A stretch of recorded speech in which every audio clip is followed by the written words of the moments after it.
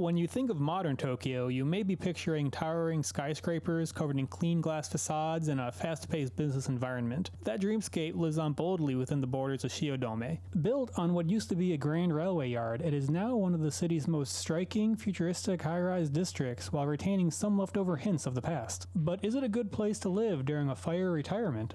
While I haven't personally lived within Shiodome, I did stay nearby a couple times and have spent plenty of time exploring its walkways and plazas to see if this ultra-modern hub has what it takes for a long-term residence. As the fourth episode in my neighborhood ranking series, let's break down the pros and cons of trying to establish a life in one of Minato Ward's most corporate sectors. Would you want to select this high-end skyscraper district as your home base for a fire half-life? Or is it possibly too corporate to ever truly feel like home? Stick around to the end to see where Shiodome lands in our growing tier list. Here's a quick recap of the grading system I established in the first video. There are 4 categories: public transportation, neighborhood character, livability, and English friendliness. Each category will be discussed and given a score from 1 to 5. Based on the final score, it will be placed in the ongoing tier list. With that said, let's start navigating the elevated walkways of Shiodome to determine these scores. Shiodome is located right on the eastern edge of the Minato Ward, just below Ginza, which most people may be familiar with. The entire area is a showcase of modern urban design, featuring massive tower blocks connected by a network of elevated walkways that keep foot traffic completely separate from the streets below. When it comes to transit, Shiodome Station itself is perfectly fine, but a bit limited on its own. It handles 2 lines, the Toei Oedo subway line, which encircles central Tokyo. On paper it looks convenient, but in reality I have used it less than 10 times in all of my years in the city, but I think I have just never been in a position to really take advantage of it. The other line is the Yurikimome automated monorail, which is great if you want a scenic ride over the Rainbow Bridge to Odaiba. I love Odaiba, very, very much, so I have used this line a lot. It is one of the only 2 lines that go to the island, and that is very helpful. The station itself is a bit deceptive to navigate for transfers, since one line is deep underground and another is above the streets, but I don't imagine you will be transferring very often, so just follow the signs and you should be fine.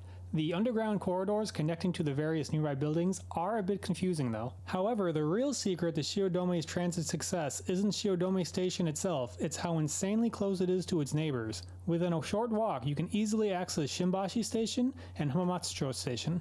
Between those 2 transit hubs, you get access to the JR Yamanote line, the Keien Tohoku line, the Tokaido line, the Yokosuka line, the Joban line, the Metro Ginza line, the Asakusa line, the Tokyo monorail, and the Yokokomome line.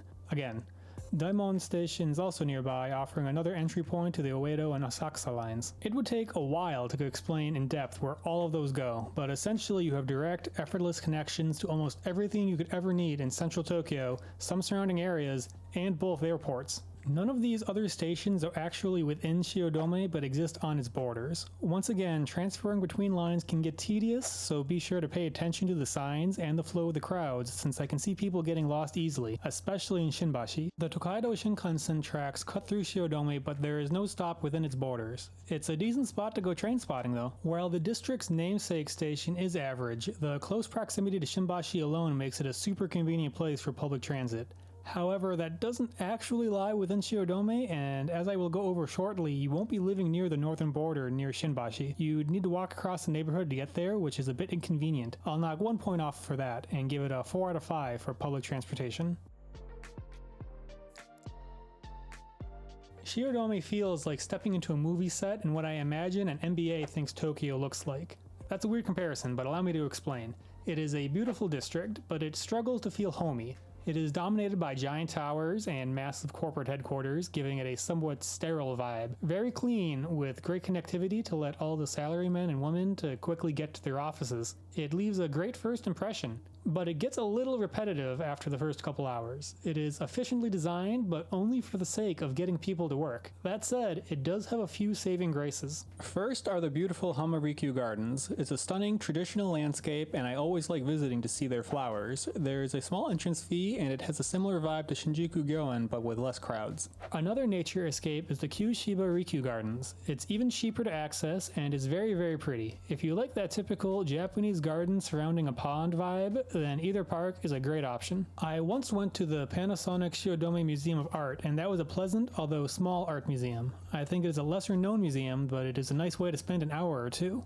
Quick tip, these are all covered by the Gruto Pass. Let me know if you want me to talk about that more. I don't think many tourists, or even many Japanese locals, know about it. Between these large gardens is the random Italy Park, for some reason. This one is free and has some nice sculpture, but feels more like a garden built by one of the nearby residence towers to satisfy a "we have trees to relax by" checkmark on their advertising elevator pitch. However, a really fun addition is the giant mechanical Ghibli-style clock on the side of Nittele Tower. I just assumed it was imitating the style all this time, but I looked it up for this video and it actually was designed by Hayao Miyazaki himself. It is an incredibly cool piece of art that injects some much needed personality into the area. It adds whimsy, which I really love. As mentioned before, local and bullet trains race through the neighborhood on a near constant basis. The buzz of the railway starts to get annoying, but at the same time, it's a good place if you're really into trains. But in the end, I just feel bored walking around by the end of the day, and I recall not being super engaged walking around here at night as well when I lived nearby. If you aren't interested in the gardens, this is just a place to work or walk through on the way to more interesting places. If you walk to the west of the JR tracks, you do find some smaller buildings and it feels more like the rest of Tokyo, but I feel Shiodome's character is mainly defined by the eastern side of the tracks and not this more subdued west side. The areas immediately surrounding Shiodome are fun, like Ginza or even Tokyo Tower with Shiba Park, but strictly speaking, those livelier spots aren't Shiodome itself. If the gardens and the clock weren't here to drag the score up, this would easily be a 2. Thanks to them, I'll have some pity and give it a 3 out of 5 for neighborhood character. It's pretty on a surface level, but doesn't have a very interesting personality. For a long-term fire stay, this is where Shiodome hits a massive roadblock. To put it bluntly, you just won't be living here. The neighborhood suffers from a complete lack of housing availability for mid to long-term visitors. During my property searches, I couldn't find a single monthly mansion site that had an available listing in this neighborhood. I am not saying it is impossible, but I haven't found one yet. I did see one listing from Hamlet just on the other side of the border to the west for about $1,500 a month for a studio, which isn't the worst, but technically not within Shiodome itself. But if you really wanted to live here, this small section to the west of the tracks will be your best bet in terms of affordability. The local hotels cost insane money as well, so I don't see people living out of a hotel room for more than a couple days. Walking around, you can just tell there isn't a lot of space dedicated to residential buildings within Shiodome. I see a few massive, expensive condo towers to the south, but nothing reasonable. I didn't see any obvious residential property in the north near Shimbashi either. If by some absolute miracle you do manage to secure a place here, the baseline infrastructure is fine. It is exceptionally safe. You have the usual grocery stores like Maruitsu Petite, and Minato Ward is well known for its prestige status and central location. Many Japanese locals would love to say they live here, but if you don't care about paying a premium for that specific Minato status, it actually feels like a pretty average and slightly boring place to live. Shiodome is a place built for employees to work, not for people to live unless you have old money running through your veins. The prices reflect that corporate expense account culture. I didn't even stop to get dinner here after filming because the restaurant prices were consistently just a little bit higher than I cared to pay. I saw a school nearby and kids walking home after class, so people do live here. For them, it is probably a nice place to live and offers everything they need. This feels like average living for a very well-off family. Because the lack of availability makes it functionally impossible for most independent travelers to settle down here though, livability gets a 2 out of 5. Even if I was rich, I don't think I would want to live here since it feels like a bad value and is just kind of boring. English Friendliness in Shiodome is a very typical, average Tokyo experience. Despite the international corporate offices, it isn't a massive tourist hub beyond people visiting the gardens or passing through the nearby stations. When I visited one of the local museums, the staff didn't speak any English at all. At the gardens, the attendants generally just know the bare minimum amount of English required to get you through the gate, though they do provide English maps. It feels like the kind of neighborhood where if you sit down at a restaurant, the staff will need to go into the back to grab an English menu rather than having it already sitting on the table. It's the baseline level of English you can find anywhere on the streets of Tokyo. Most people might know a little bit, but you'll definitely want some basic Japanese phrases to start out. Again, I just want to reiterate that this is totally fine. I don't expect anyone to speak English, and I personally approach in Japanese, but I am writing this from the perspective of someone moving to Japan for a long-term stay for the first time. Knowing if you can have English as a backup might be nice. It gets a perfectly average 3 out of 5 for English friendliness. The final score for Shiodome is 12 out of 20. That lands it right in the C rank. Shiodome is passable but unremarkable for a long-term stay. The best way for me to describe this neighborhood, and honestly a lot of Minato Ward, is superficial. It is undeniably beautiful on a surface level, but it is incredibly expensive, a bit corporate, and lacks the lived-in warmth of a place like Nakano or even Nishi Shinjuku in my opinion. Unless you are someone who deeply cares about the status of a Minato address, the high prices just aren't worth it, and if you are planning a mid to long-term stay, the extreme lack of rental housing availability means you probably won't even get the chance to live here in the first place.